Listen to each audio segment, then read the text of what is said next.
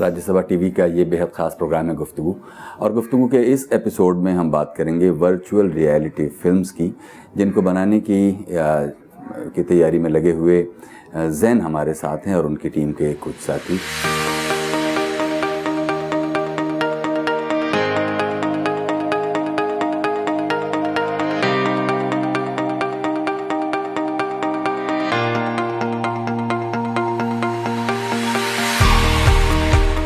देश में जहां हम 2D, 3D या 4D की बातें करते हैं, ऐसे में मुंबई स्थित एक स्टूडियो के ये कुछ युवा वर्चुअल रियलिटी की दुनिया में हाथ आजमा रहे हैं।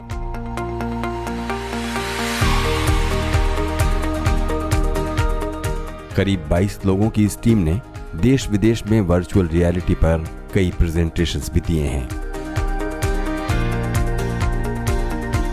ऐसे ही एक युवा हैं ज़ैन मेमन। मुंबई में पले बढ़े ज़ैन ने अपने करियर की शुरुआत 4 साल पहले मशहूर फिल्मकार आनंद गांधी के साथ की थी।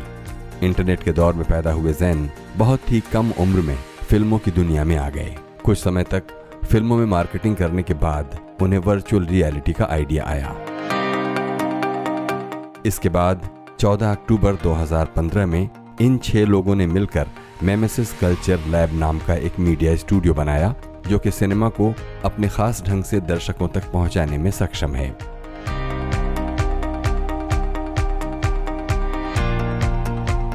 टीम के पास अपने बनाए हुए गैजेट्स हैं जो वो शूटिंग के लिए इस्तेमाल करते हैं।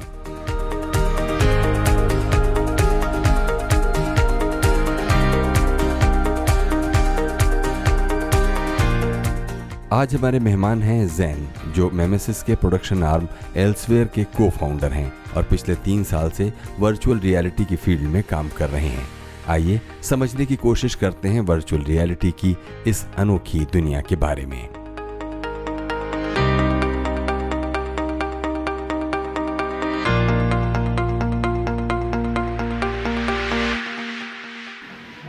बहुत बहुत स्वागत है ज़ैन। Thank you.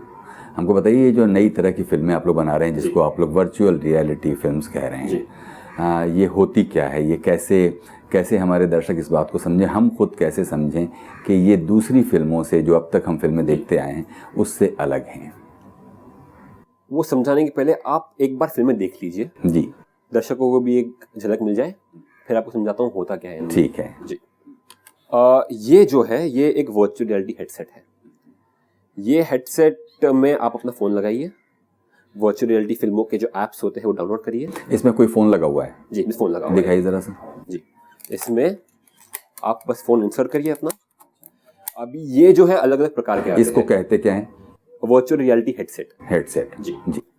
ये अलग अलग प्रकार के आते हैं। ये प्लास्टिक के आते हैं, कपड़े के आते हैं, कार्डबोर्ड के आते हैं, और मार्केट में फ्रीली अवेलेबल है। अच्छा। आप मार्केट से लेके फ़ोन डाल सकते हैं, और हमारा ऐप है और सैकड़ों ऐप है जो वर्चुअल रियलिटी फिल्मों का आपको अनुभव दे सकते हैं। वो ऐप लॉन्च करिए और इसको अपने सर पे लगा के फिल्में शुरू कर सकते हैं आप।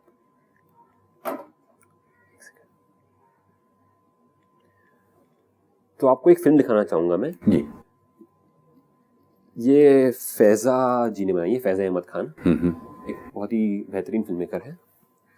और ये जो फिल्म है, ये छत्तीसगढ़ में कोयलों के खदान के कारण जो लोगों के घर तबाह किए जाते हैं उनके बारे में है। हाँ, इसमें एक डॉट दिख रहा है। उसको प्ले बटन लेके जाइए, यहाँ पर जो प्ले बटन, हाँ ठीक है, शुरू होगी फिल्म। जी शुरू हो गई। अभी आप जब फिल्में देखते थे तो फिल्में आपके सामने होती थी। हाँ। इसमें फिल्में आपकी हर तरफ होगी। तो आप घूम के थोड़ा ज़रा उल्टा घूमिए जी, ऊपर देखिए।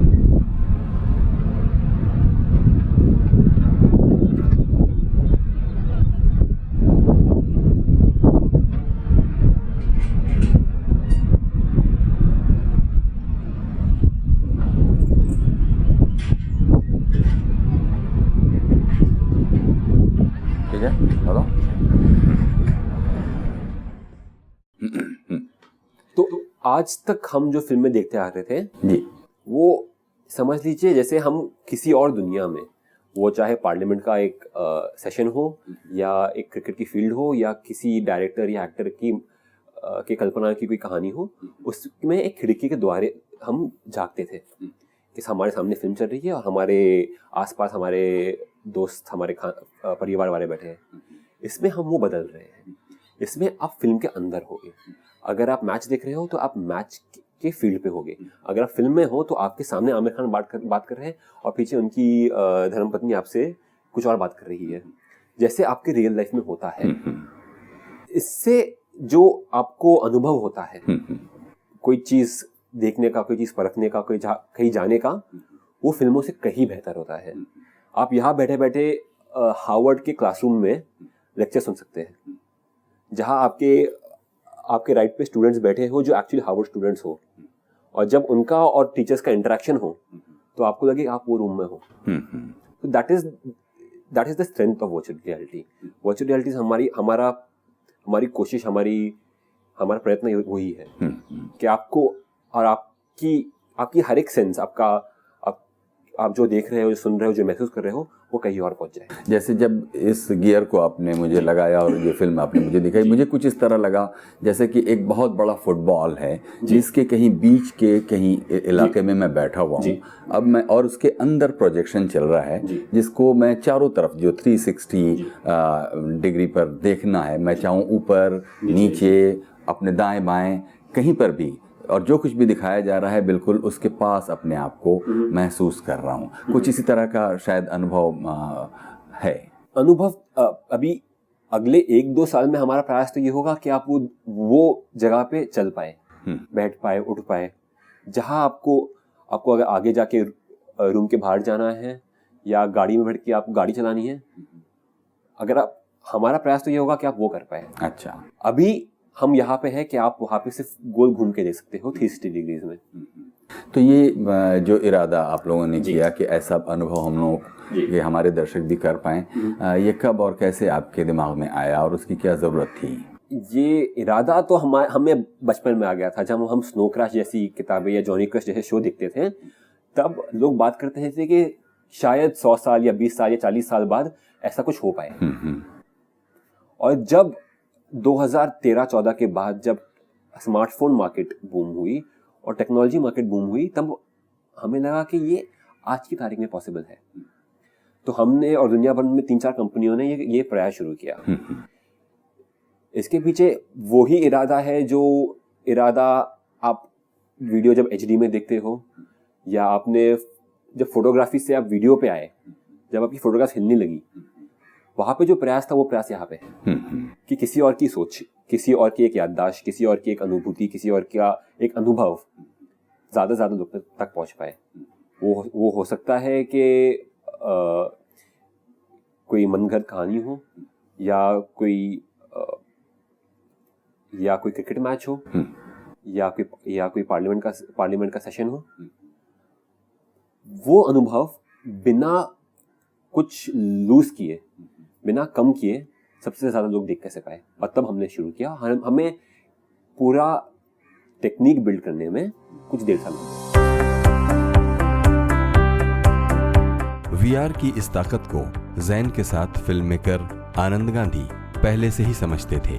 उन्होंने हमें बताया, जैन की और मेरी मुलाकात हुई आज से 4 साल पहले। जैन मुझे असिस्ट करने आए थे मेरे एक प्रोजेक्ट पे, और तब से हम हर किस्म की बातें करते हैं। हम विज्ञान की, साहित्य की, विचार की, हर प्रकार की चर्चा होती है हमारे बीच में। और उसमें खास करके हम दोनों ही बहुत ही उत्सुक रहते हैं, बहुत ही ज़्यादा कुतूहल रहता है हमें ये ढूंढने में, ये समझने में कि यहाँ से हम कहाँ जा रहे हैं। अभी पहली बार किसी ने एक पत्थर उठा के एक गुफा में कुछ पेंटिंग बना दी। वो आज से 30,000 साल पहले, 40,000 साल पहले जो हादसा हुआ, वहां से लेके आज तक इंसान एक ही कोशिश कर रहे हैं, या हमारी जो स्पीसीज है, हम एक ही कोशिश में लगे हुए हैं। हम किस तरह से हमारे अंदर जो है, हमारे अंदर जो विचार प्रकट होते हैं, हमारे अंदर जो भूमिकाएं प्रकट होती है, हमारे अंदर जो अनुभव और अनुभूतियां प्रकट होती है, वो कैसे हम दूसरे को बताएं, दूसरे की ओर तक कैसे पहुंचाएं। क्योंकि मेरे अंदर जो है वो मुझे कैसे पता चले कि आप भी वही देख रहे हैं, हमें कैसे पता कि हम दोनों बुरे को ही बुरा कह रहे हैं और लाल को ही लाल कह रहे हैं। और ये तभी मुमकिन हो सकता है जब मैं अपनी अनुभूतियां किसी और माध्यम से आप तक पहुंचाऊं। ये हमारा मेन पर्पस है, और इस पर्पस को कंप्लीटली मैनिफेस्ट करने के लिए हमारे पास जो बेस्ट टूल्स है वो आज की तारीख में वर्चुअल रियलिटी है। वो आज से पहले सिनेमा था, उस सिनेमा से पहले पेंटिंग्स और फोटोग्राफी था, साहित्य था। अभी ये एक ऐसा टूल है जिसमें ये सारे टूल्स मिल जाते हैं, क्योंकि ये वर्चुअल रियलिटी जो है वो रियलिटी का वर्चुअल रेप्लिका है। यानी आप एक नया ब्रह्मांड बना रहे हो और उस ब्रह्मांड के अंदर आप पूरी तरह से अपने आप को उतार सकते हो। और ये चर्चा मेरी और ज़ैन के बीच में होने लगी आज से 3 साल पहले।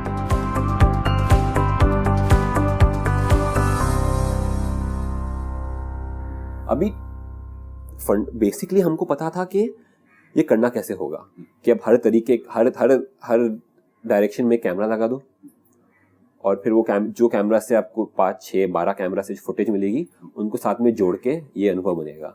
बट ये करे कैसे, वो बहुत बड़ा क्वेश्चन मार्क था। तो हमने 2-3 इंजीनियर्स ऑन बोर्ड लाए, हमने खुद चीज़ें बिल्ड करना शुरू किया। पहले मेरा फर्स्ट एक्सपेरिमेंट हुआ था जब मैंने एक रूबिक्स क्यूब लिया था और उसके हर फेस पे एक कैमरा लगा दिया। अभी मेरे पास 6 डायरेक्शन में 6 कैमरा थे, एक ऊपर, एक नीचे, एक आगे, एक पीछे, एक दाएं बाएं। उसके बाद कुछ 2 हफ्ते वो फुटेज पे काम हुई, जब हमने फुटेज को एक फुटेज बनाया और सॉफ्टवेयर बिल्ड किया ताकि आप गोल घूम के देख पाए। वहां से स्टेप बाय स्टेप हमने बिल्ड करना शुरू किया। अभी जब रेगुलर फिल्म में जब कैमरा किसी को फॉलो करता है तो उसके पीछे कैमरामैन होता है, बट अगर ये कैमरा पीछे भी देख रहा है तो कैमरामैन कहाँ जाए? तो वो क्वेश्चन सॉल्व करने के लिए हमने और चीज़ें बिल्ड की, हमने अपने रोबोट्स बिल्ड करना चालू किए। तो हमारी इंजीनियर्स की टीम है, जैसे रोहन है और पौरुष अस्तुरेल, हमने सब मिलके रोबोट्स बिल्ड किए, कैमरास बिल्ड किए, सॉफ्टवेयर बिल्ड किए, कंप्यूटर्स बिल्ड किए जो ये कर पाए।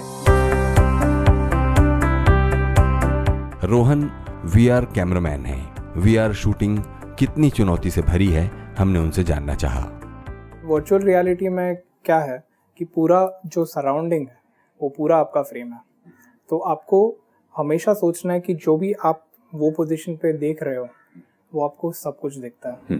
तो पहले तो ये टेक्नोलॉजी काफ़ी नई थी, अभी काफ़ी आगे बढ़ चुकी है, पर पहले हम लोग ने चालू जब भी किया था तभी एकदम छोटे से किया था कि कैसे होता है, सब कैमरा एक साथ रख सकते हैं।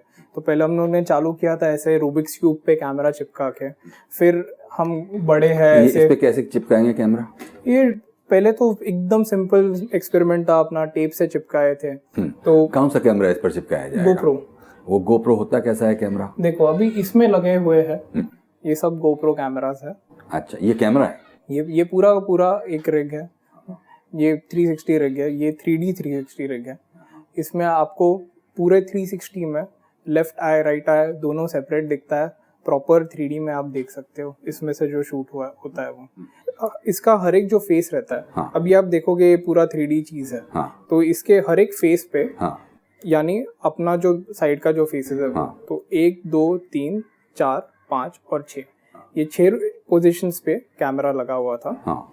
जो 6 का 6 डायरेक्शंस देख रहा था। हाँ। तो ये जो कैमरा का जो फील्ड ऑफ व्यू होता है वो 90 डिग्री से कहीं बड़ा होता है, तो इसलिए वो ओवरलैप देता है। ये ओवरलैप होना बहुत ज़रूरी होता है, नहीं तो आप उसको एक साथ स्टिच नहीं कर सकते। तो ऐसे सब टेक्निकल चैलेंजेस होता है। कैमरा का सेटिंग इस पे अलग लगता है, कोई भी कैमरा ऐसा सीधा नहीं। जब इस पर आप 6 कैमरे लगा देंगे तो इसको रखेंगे कहाँ? तो ये वाला तो बहुत पहले का था। हाँ। अभी ये जो नए रिग्स बनाए गए हैं। हाँ, लेकिन जब ये पहले था भी तब तो ये प्रॉब्लम आई होगी कि इसको रखा कहाँ जाए। तो इसको पहले इस पे लगाया था, अपना ट्राइपॉड पे जैसे रखते हैं वैसे। लेकिन आप ट्राइपॉड पे अगर लगाओगे तो नीचे पूरा ट्राइपॉड दिखेगा। हाँ। तो फिर उसके बाद में पता चला कि नहीं, ट्राइपॉड पे नहीं चलेगा। फिर ऐसे मोनोपॉड्स लगते हैं। मोनोपॉड्स पहले कैमरा के होते हैं, वो हाथ में पकड़ने के होते हैं, तो वो डायरेक्ट लोड नहीं ले पाते कैमरास का। तो ऐसे फिर मोनोपॉड भी बनाने पड़े जिसपे आप पूरा कैमरा छोड़ सकते हो और हवा अगर आए तो पूरा गिर ना जाए। तो उसके हिसाब से मोनोपॉड भी ऐसा डिज़ाइन किया जाता है कि नीचे एकदम कम जगह लगे कि वो आराम से आप निकाल सको। फिर ये जो थे उसके बाद में उसको होल्ड अच्छे से करने के लिए मोनोपॉड पे लगाने के लिए फिर 3D प्रिंट किए गए चीज़ें, तो एक्सपेरिमेंट करने के लिए फिर 3D प्रिंटेड है ये वाला 6 कैमरा का सेटअप। तो इस पे फिर हम डायरेक्टली लगा सकते थे। इसमें भी अगेन वही गोप्रो आपने 6 लगाए। तो 6 गोप्रो लगा के इस पे फिर ये काफ़ी स्टेबल था पहले से, उससे तो काफ़ी अच्छा था क्योंकि उस पे पूरा डबल टेप से काम होता था, इस पे थोड़ा ज़िप-टैग से होता था। फिर थोड़ा बेटर होते गया, इसका ही दूसरा वर्जन है। इसमें क्या कमी थी? तो इसमें लॉकिंग के लिए हम लोग ने स्क्रू वगैरह लगाए थे, लेकिन ये बहुत ज़्यादा मेहनत होता था। आप शूट पे जाओगे, आपका कैमरा सेटअप करने को आपको अगर 2 घंटा लग रहा है और आपको डॉक्यूमेंट्री शूट करना है, जो सामने हो रहा है वो शूट करना है, तो आपका शॉट तो निकल जाएगा। तो ये सब पूरा जो प्रोसेस है, ये जो शूटिंग का तरीका है वो इतना कॉम्प्लिकेटेड है। आप सोचो एक कैमरा सेटअप करने को कभी 5 मिनट ही लगता है आपको जहाँ पे शूट करना है। ऐसा टाइप का जब भी आपको 6 कैमरा सेटअप करना है और वो भी इस तरीके से कि वो परफेक्टली एक साथ चले, तो आपको उतना टाइम नहीं बिताना है सेट पे या जहाँ पे आप शूट कर रहे हो। तो उसके लिए ये सब नया डेवलपमेंट हो रहा था। तो ये वाला जो है ये 360 3D का रिग है। इसमें 14 कैमरा बैठता है, तो हर एक साइड में 2 कैमरा लगते हैं। तो ये वाला ऐसे बनाया गया था कि ये 4K पे शूट कर सकते हैं, क्योंकि नहीं तो 4:3 में करना पड़ता है शूट, इस पे आप 4K में पूरा। इसको अंदर खोल कर दिखाइए, इसके अंदर क्या है? अभी अच्छा, ये भी पूरा 3D प्रिंटेड है। हाँ। ये भी प्रोटोटाइप ही है पहले का। इससे कुछ शूट किया आप लोगों ने? हाँ, इससे भी किया है। हाँ। इससे सबसे ज़्यादा सब पे टेस्टिंग बहुत सारा हुआ है। इसमें क्या कमियां रह गई थी? तो इसमें क्या है, इसमें नीचे कैमरास नहीं थे पहले तो। दूसरी बात यानी इस पे 16 कैमरा लगाने पड़ते हैं, तो 16 कैमरा आप लगाओगे तो बहुत टाइम जाता है, उसका सबका सेटिंग करना पड़ता है, वो सब तो बहुत कम्बरसम था। और तीसरी बात यानी इसको माउंटिंग भी थोड़ा डिफिकल्ट था कि कैमरा आप अंदर रख रहे हो और ये जब धूप में जाता था तो कैमरा फटक से ओवरहीट हो जाता था। तो ऐसे सब चैलेंजेस हैं। हाँ। ये रिग पे अभी तो काफ़ी आगे गए हैं, मतलब ये तो गोप्रो के है। अभी आप पीछे देखोगे वो तो पूरा DSLR के लिए बना है, वो मॉड्यूलर है, तो आप जो चाहे वो DSLR उस पर लगा सकते हो।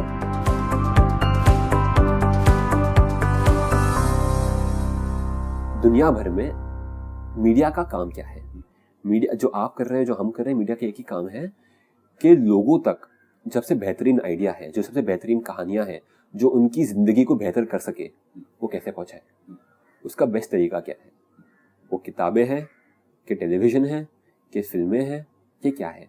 हमारा प्रयास पिछले हम 7 में 4 साल और उसके पहले ज़िंदगी भर वो रहा है कि वो कहानियाँ क्या होनी चाहिए और कैसे पहुँचाए। और वो क्वेश्चन आंसर करने में हमने बहुत चीज़ें अटेम्प्ट की है, हमने काफ़ी एक्सपेरिमेंट की है। उसमें एक जो एक्सपेरिमेंट है जो काफ़ी विशाल रहा है वो वर्चुअल रियलिटी में रहा है। दूसरा एक्सपेरिमेंट ये रहा है जो है ऑगमेंटेड रियलिटी। एक्सपेरिमेंट यही है कि बिना किसी को तकलीफ पहुंचाए, कोशिश यही है कि लोगों के एजुकेशन में, उनकी वर्ल्ड व्यू में, उनकी सोच और ख्यालों में इजाफा कैसे हो। और फिल्में उसमें बहुत हेल्प करती है। मैं हूँ बॉम्बे का और फॉर्मल एजुकेशन से मेरा बहुत ही कम उम्र से विश्वास उड़ गया था। विश्वास इसलिए उड़ गया था, इसलिए नहीं कि फॉर्मल एजुकेशन में कुछ प्रॉब्लम है, मुझे जिस फॉर्मल एजुकेशन मिल रही थी उसमें प्रॉब्लम था। मुझे जो चीज़ें सीखनी थी, मुझे जो चीज़ें करनी थी, मुझे लगा कि वो बेहतर होगा कि मैं खुद अपने अनुभव से सीखूं, कि खुद 2 चीज़ें बना के 3 चीज़ों में फेल होके जो सीख मिलती है वो मुझे लगा किताबों में नहीं मिल सकती। बट हम मीडिया की दुनिया में पले बड़े हैं, हमारे लिए फेसबुक और इंस्टाग्राम बचपन की बातें हैं। हम उनके साथ, उनके बिना दुनिया जो होती, इंटरनेट के बिना जो दुनिया है वो पता नहीं है मुझे क्या होती है। 8 साल की उम्र पे इंटरनेट पे हम बैठ गए थे। तो जो हमारा कलेक्टिव है, जो मैं और मेरा कोई दोस्त जो न्यूयॉर्क में बैठा है और कोई और दोस्त जो नाइजीरिया में बैठा है, हमारी जो बातें हो रही है इंटरनेट पे ऑन डेली बेसिस, हम ये समझ चुके हैं कि मीडिया से क्या क्या हो सकता है। जब अरब स्प्रिंग हुआ था इजिप्ट में और लिबिया में और टर्की में जो हो रहा है, वो इसलिए हो रहा है कि लोग जान चुके हैं मीडिया का पावर क्या है। और मीडिया से हमारी ज़िंदगी कैसे बेहतर सकती है, और पॉलिसी में और लॉ में और लाइफस्टाइल में मीडिया का क्या खेल है।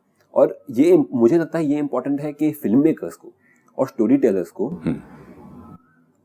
फिल्म मेकिंग के अलावा दुनिया कैसे चलती है वो बहुत अच्छी तरह से पता होना चाहिए। वो इकोनॉमिक्स हो, वो हिस्ट्री हो, वो ज्योग्राफी हो, क्योंकि फिल्म मेकिंग की रिस्पॉन्सिबिलिटी ये होती है कि वो आइडियाज, उसमें से जो बेहतरीन आइडियाज है वो अपनी ऑडियंस तक पहुंचाए। तो 3-4 साल हमने वो पढ़ाई की कि दुनिया कैसे चलती है। उसमें मैं लोगों से मिला, मैंने किताबें हो या इंटरनेट पे बहुत पढ़ाई की मैंने। फिर आनंद के साथ शिप ऑफ थीसिस नाम की फिल्म पे काम किया। शिप ऑफ थीसिस अपने ज़माने के लिए बहुत आगे थी। शिप ऑफ थीसिस ने जो हासिल किया था वो बहुत कम इंडिपेंडेंट फिल्में कर पाई थी, और शिप ऑफ थीसिस में आनंद के साथ काफ़ी चीज़ें सीखने मिली कि कम रिसोर्सेज के साथ और सिर्फ मेहनत के साथ काम कैसे किया जाए, और कोई भी चीज़ में कॉम्प्रोमाइज़ नहीं किया जाए। वो आपके पोस्टर पे एक छोटा वर्ड भी हो, वो वर्ल्ड स्टैंडर्ड का क्यों कैसे हो। फिर हमने इंटरनेट पे 2-3 प्रोजेक्ट शुरू किए। हमने ये कोशिश की कि शिप ऑफ थीसिस को पायरेसी के थ्रू पैसा कैसे कमाया जाए।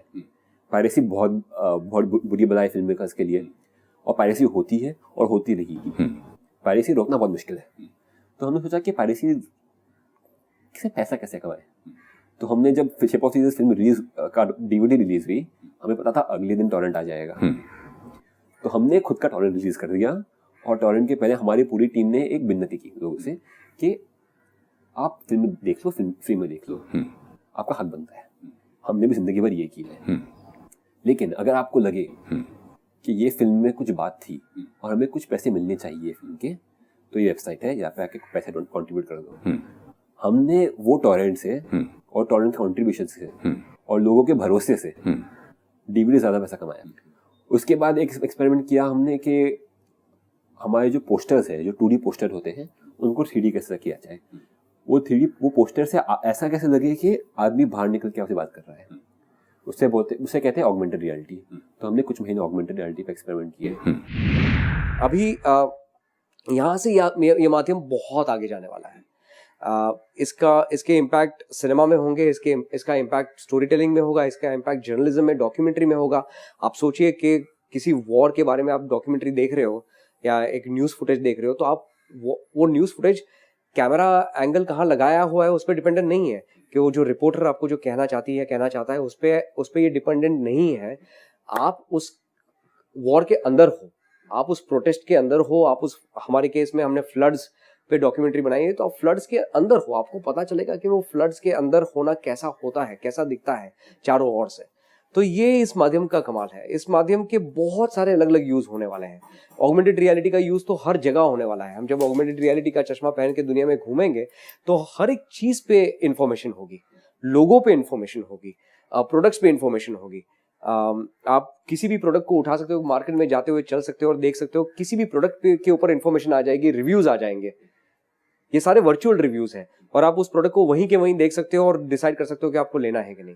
तो हर चीज हमारी पूरी जिंदगी में ऑगमेंटेड रियलिटी फैलने वाली है आने वाले सालों में। ऑगमेंटेड रियलिटी, वो जब आपको एक उदाहरण देता हूँ। जब आप ड्राइव कर रहे हो गाड़ी में और आप गूगल मैप यूज़ कर रहे हो या कोई भी सॉफ्टवेयर जिससे आपको पता चले आप कहाँ जाना है, तो वो आता है एक छोटी सी स्क्रीन पे और आपकी नज़र हटती है रास्ते से।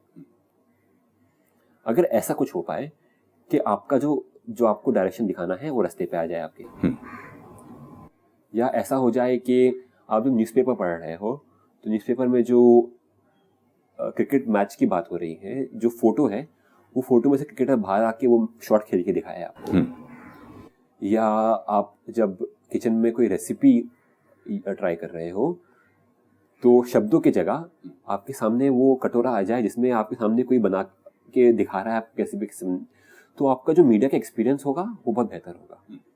आज की तारीख में ये हो रहा है फ़ोन के थ्रू कि आप हमने जो टेक्नोलॉजी डेवलप की है कि आप फ़ोन किसी पे पॉइंट करो, कोई चीज़ों पे पॉइंट करो और वो चीज़ें बाहर आके आपके साथ इंटरेक्ट करना शुरू करेगी। क्योंकि इस फिल्म को देखने के लिए आपको एक गियर की ज़रूरत है और आप बिल्कुल बंध जाते हैं।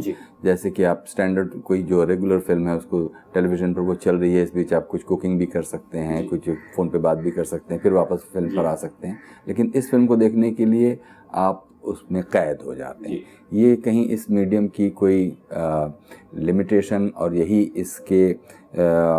इसके हार की वजह तो नहीं बन जाएगी अगर आने वाले दिनों में इससे अभी एक नयापन भले आकर्षित करे, लेकिन आप बंधे हुए हैं और आप कभी यहाँ देख रहे हैं, वहाँ आपको पूरा एक बॉडी सर्कस जो चल रहा है वो बहुत शायद एक रेगुलर एक्सरसाइज की तरह ना हो। वो लिमिटेशन और स्ट्रेंथ दोनों है। जब तक लोगों को इसकी आदत ना हो, हमने ये तय कर लिया कि हम फिल्मों की लेंथ छोटी रखेंगे। जहाँ पे फीचर फिल्म होती है 2 घंटों की, 3 घंटों की, हमारी फिल्में होती है 8-10 मिनटों की, ज़्यादा से ज़्यादा 15-20 मिनट की। तो जो आप अपनी असली दुनिया से एस्केप कर रहे हो वो आप 2 घंटे के लिए नहीं कर रहे हो, 15 मिनट के लिए कर रहे हो, 10 मिनट के लिए कर रहे हो।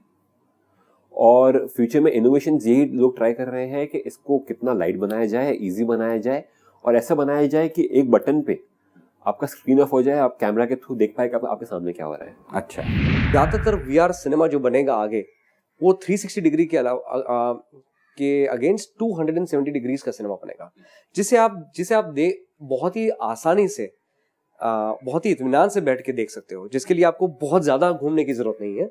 आप शांति से बैठ के देख सकते हो और आपको यहाँ से यहाँ तक आपका जो पेरिफेरल विजन है वो पूरा कवर होता रहेगा और आप बीच बीच में थोड़ा थोड़ा यहाँ वहाँ सर घुमा के भी देख सकते हो ताकि आपको लगे कि आप किसी चीज़ के अंदर पूरी तरह से भीतर घुस चुके हो। तो ये एक ऐसा डिवाइस है जो आप 150 रुपये में, ज़्यादा से ज़्यादा 100 से 150 रुपये में आप घर पे बैठ के बना सकते हो, किसी को भी पैसे दिए बिना। एक कार्डबोर्ड लेके 2 लेंसेज उसमें लगा के वो डिवाइस आप बना सकते हो और आपके फ़ोन पे बस ये आवश्यक है कि आपके फ़ोन पे एक जायरोस्कोप हो और एक एक्सेलेरोमीटर हो। ये दोनों माइक्रोस्कोपिक डिवाइसेस है, माइक्रो डिवाइसेस है जो ध्यान रखते हैं, जो समझ पाते हैं कि आपका फ़ोन कितना हिल रहा है और कैसे घूम रहा है। तो उसकी रिलेटिव पोजीशंस आपके फ़ोन की जो है घूमने की और हिलने की, वो आपके फ़ोन में वो स्टडी करता है। और जो इमेज है, जो सॉफ्टवेयर हमने बनाया है, वो सॉफ्टवेयर उस हार्डवेयर से इंफॉर्मेशन लेता है और वो सॉफ्टवेयर इस हिसाब से इमेज को कॉन्स्टेंटली घुमाता है। ये आप देख नहीं पाओगे, आपको तो ऐसा ही लगेगा कि आप किसी चीज़ के अंदर हो और वो आप जैसे घूम रहे हो वैसे ऐसे ही घूम रहे हो जैसे आप रियल लाइफ में घूमते हो और वैसे ही आपको जो चीज़ जहाँ है वैसे दिख रही है। जब हमने फिल्में बनाना शुरू की तो फिल्में पर्दे पे क्यों दिखाते थे हम? फिल्में रेक्टेंगुलर क्यों होती थी? वो इसलिए नहीं कि रेक्टेंगुलर फिल्में बेहतर होती है या पर्दे पे दिखाना नेचुरल है। जब हम रियल लाइफ में कुछ अनुभव करते हैं तो वो पर्दे पे नहीं होता है, तो फिल्में पर्दे पे क्यों? वो उस जमाने की एक शॉर्टकमिंग थी और वर्चुअल रियलिटी वो शॉर्टकमिंग का एक तोड़ है। वो शॉर्टकमिंग क्या थी? कि हम शूट कर पाते थे एक फ्लैट फॉर्मेट पे, हमारे जो कैमरा सेंसर्स थे वो फ्लैट फॉर्मेट थे, हमारा जो प्रोजेक्शन टेक्नोलॉजी था वो फ्लैट फॉर्मेट था, रेक्टेंगुलर था। हमें सर्कल में चीज़ें बनाना आता नहीं था, तभी टेक्नोलॉजी अलाउ नहीं करती थी ये। और वो जो शॉर्टकमिंग थी हम आज बीट कर पाए हैं।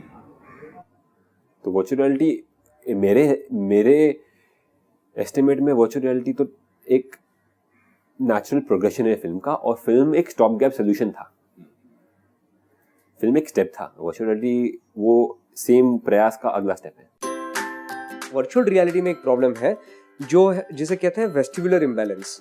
वेस्टिबुलर इम्बैलेंस ये होता है कि जब आप गाड़ी में बैठकर किसी एक जगह देखते रहते हो, आपकी बहुत ही तेज चलती हुई गाड़ी में बैठे हुए हो या फ्लाइट में बैठे हुए, ट्रेन में बैठे हो और आप पढ़ रहे हो, किसी किताब में पढ़ रहे हो, तो आपका जो इमेज है वो आपकी आंखों को ये कह रहा है कि आप स्थिर हो, पर आपका शरीर, आपका जिस्म जो है वो मूवमेंट एक्सपीरियंस कर रहा है, वो उसे ये अनुभव हो रहा है कि वो चल रहा है।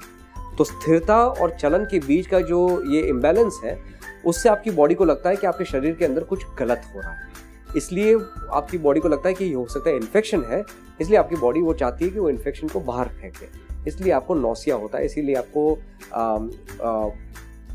उल्टी जैसा होने लगता है जब आप चलती हुई गाड़ी में, चलती हुई ट्रेन में पढ़ने की कोशिश करते हो। ये वर्चुअल रियलिटी में एग्जैक्ट ऑपोजिट होता है। आपकी आंखें आपके जिस्म को बताती है कि आप चल रहे हो, आपका जिस्म ये कह रहा है कि आप तो स्थिर हो। तो उससे भी वेस्टिबुलर इम्बैलेंस क्रिएट होता है, जिससे नौसिया प्रोड्यूस होता है।